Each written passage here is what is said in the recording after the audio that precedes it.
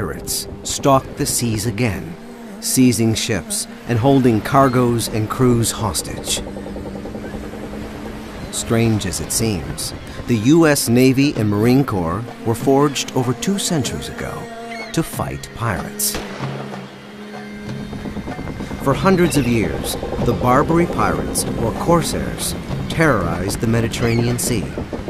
They sailed from ports along the North African coast, taking their name from the Barbary states of Tripoli, Tunis, Algiers, and Morocco. The Muslim pirates sided with the Ottoman Turks against Christian Europe. They preyed on merchant vessels, attacking ships and imprisoning their crews. If no one ransomed captive sailors, the corsairs enslaved them at hard labor. Barbary pirates raided as far away as England and Iceland, kidnapping villagers to sell in African and Ottoman slave markets. Sometimes European governments fought the pirates. More often, they paid them bribes, called tribute, to leave their ships alone. But across the Atlantic, a new nation was forming that would challenge the Barbary corsairs. After Americans threw off British rule, their merchant ships no longer had Royal Navy protection. The corsairs began to prey on American vessels bound for Mediterranean ports. For the new nation to survive, its goods had to reach market. The U.S. had to protect its commercial fleet. Fresh from British occupation, Americans distrusted the idea of a national military. Many of the founding fathers wanted a navy only strong enough to protect American shores. With few warships, the U.S. simply couldn't fight the pirates. In 1784, Congress agreed to spend $80,000 to bribe the Barbary corsairs. To make the deal, Thomas Jefferson and John Adams sailed to England.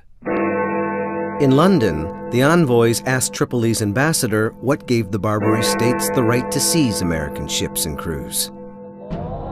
It was the duty of all believers to make war against the unbelievers, the ambassador replied. Any Muslim slain in battle was sure to go to paradise. But he promised them that payments to Tripoli would guarantee safe passage. So America, too, paid tribute. The corsairs released American captives and agreed to let American ships be. But the attacks continued. As Americans began to lose patience, their leaders debated what to do. Jefferson argued for a stronger navy. It will be more easy to raise ships and men to fight these pirates and to reason, he wrote, than money to bribe them. John Adams disagreed. We ought not fight them at all, he said, unless we determine to fight them forever. America resisted a military buildup until bribes to the pirates grew to almost 20% of the national budget. And still American sailors suffered in Barbary prisons. The country's outlook hardened.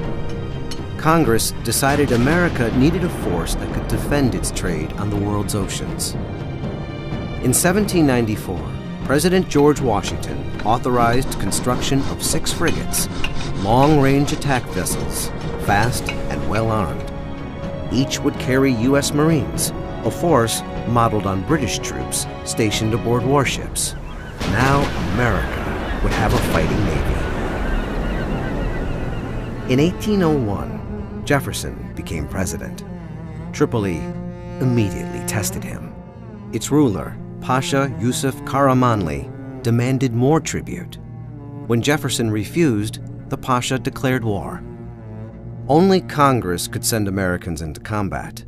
But on his own, President Jefferson ordered U.S. warships to the Mediterranean. After the frigate sailed, he revealed what he'd done.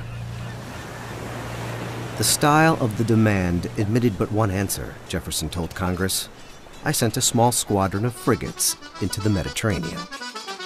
At first, the U.S. Navy fared badly. Corsairs took the USS Philadelphia, imprisoning her crew and sailing the captured frigate to Tripoli. At home, Critics savaged Jefferson's foreign adventure. He stayed the course.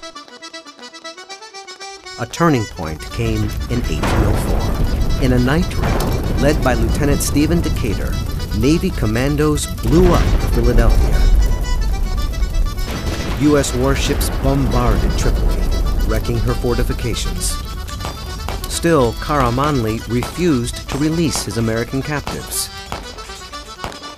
After a year of fruitless negotiation, the U.S. took action again.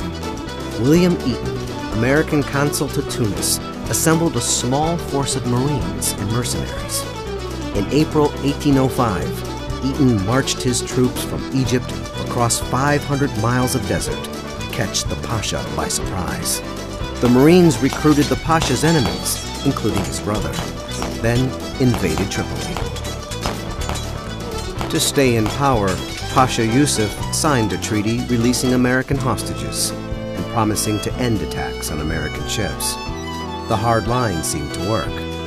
Jefferson told Congress, "The states on the Barbary coast seem generally disposed at present to respect our peace and friendship." But the Corsairs had not ended their attacks. And in 1815, Commodore Stephen Decatur led American fighting men to victory in a second war against the Barbary pirates. This time, the raids stopped for good. The pirate kingdoms were beaten, and a new maritime power had emerged.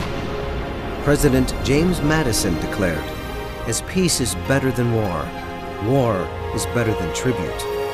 The United States, while they wish for war with no nation, will buy peace with none." Today's pirates terrorize the seas as the Barbary Corsairs did long ago. With modern weapons and speedboats, they take prizes as large as oil tankers, demanding millions to ransom cargo and crews. Somali outlaws have made the seas off the Horn of Africa the most dangerous in the world, waters through which 30% of the world's oil must pass to reach market. To stop the attacks, a coalition that includes the United States has formed an international task force to patrol the area. And 2 centuries after American sailors and Marines first made their name fighting the Barbary Corsairs, they face a new generation of pirates on the high seas. Strange as it seems.